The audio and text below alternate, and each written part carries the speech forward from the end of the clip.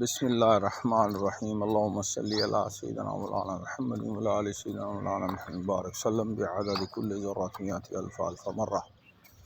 السلام علیکم ورحمۃ اللہ وبرکاتہ۔ ایک سوال آیا تھا کہ اگر امام چوتھی رکعت میں سلام پھیرنے کے بجائے کھڑا ہو گیا تحیات پڑھ کر، تو ایسی صورت میں مقتدی کیا کریں گے، کیا حکم شرع ہوگا؟ یاد رکھیں اس میں دو صورتیں ہوتی ہیں۔ پہلی صورت تو یہ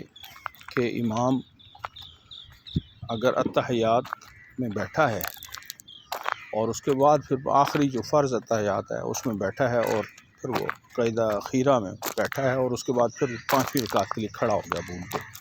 تو ایسی صورت میں تمام مقتدی جو ہیں وہ اس کو لقمہ دینا ان کے لیے لازم ہے۔ وہ اس کو لقمہ دیں گے کہ اللہ اکبر الحمدللہ یا سبحان اللہ، یہ کلمات ادا کریں گے کہ وہ سمجھ جائیں اور بیٹھ جائیں۔ اگر وہ کھڑے رہے پھر رکوع میں چلے گئے، قوما میں چلے گئے، تب بھی اگر امام صاحب نہ بیٹھے اور آخر میں سجدے میں چلے گئے، تو پھر مقتدی جتنے بھی ہیں وہ اپنا سلام پھیر دیں گے، ان کی نماز ہو جائے گی۔ امام صاحب اپنا ایک رکعت اور ساتھ شامل کریں، 4 فرض اور 2 نفل ان کے ہو جائیں گے۔ لیکن اس میں دوسری صورت جو ہے وہ یہ ہے کہ اگر امام چوتھی رکعت میں قاعدہ اخیرہ میں بیٹھے بغیر پانچویں کے لیے کھڑا ہو گیا، اس میں مقتدیوں نے لقمہ بھی دیا اور ایون یہاں تک کہ وہ سجدے کی حالت میں دوبارہ چلا گیا، پانچویں رکعت کے سجدے میں چلے گئے امام صاحب، تو پھر سب کی نماز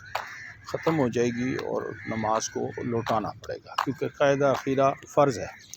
اور اس کو انہوں نے ادا نہیں کیا، جس کی وجہ سے وہ لوٹانا آپ سب پر لازم ہے، دوبارہ نماز کو پڑھنا ہوگا۔ اگر قاعدہ اخیرہ میں بیٹھ گیا امام، تو پھر جو مقتدی ہیں وہ امام کے پانچویں رکعت کے سجدے میں جانے سے تک، اگر امام جانے سے پہلے اگر بیٹھ جاتا ہے امام، سجدہ سہو کر کے نماز کو مکمل کرے گا، لیکن اگر امام نہیں بیٹھتا تو پھر مقتدی سارے سلام پھیر دیں گے، تو ان کی نماز ہو جائے گی۔ امام اگر وہ پانچویں کے ساتھ ایک اور رکعت ملا لیتا ہے تو اس کے 2 نفل اور 4 فرض ہو جائیں گے۔ اللہ تعالیٰ ہمیں دین اسلام کی سمجھ عطا فرمائے، نماز کو سمجھ کر، سیکھ کر اور اس پر عمل کرنے کی توفیق عطا فرمائے، اور ہمیں اہل بیت اطہار اور سادات اکرام کی خصوصاً ہمیں اتباع نصیب فرمائے، ان کا ادب نصیب فرمائے۔ السلام علیکم ورحمۃ اللہ وبرکاتہ۔